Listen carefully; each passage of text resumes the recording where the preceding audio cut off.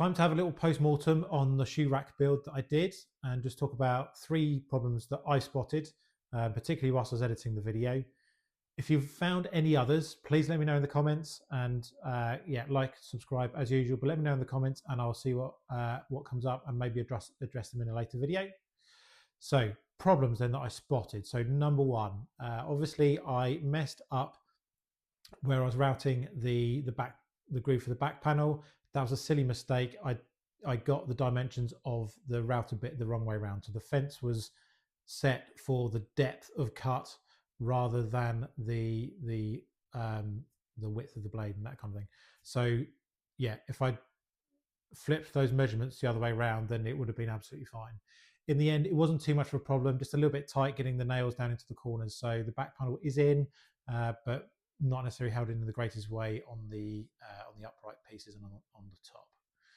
So that was problem number 1. Problem number 2 was that I didn't clamp the piece together particularly well once I'd glued it all together, and there's a few gaps between some of the seams. So I basically assembled it, glued it together, and in my excitement flipped it over, got the back panel back on, and that was it. And what I should have done was clamped it in place. So yeah, silly mistake from me. I've got the clamps, really annoying, brand new, not used them, would have been a great time to use them, and I forgot. Last problem then is those shells inside. When I showed, they were slightly lopsided, so they're slightly high on one side, slightly low on the other side. And I realized whilst I was editing the video what I did. So using my plunge saw, my track saw, I was able to align that to 90 degrees from the factory edge, which has got the edge banding on it.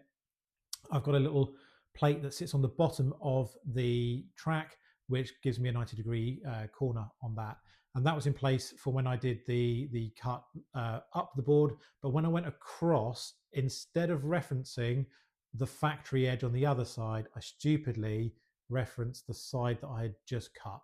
And if that wasn't 100% square, which could very well be, then it's going to lead to that piece going that corner not being square. And that's basically what happened. And you saw that in the height differences on that back panel.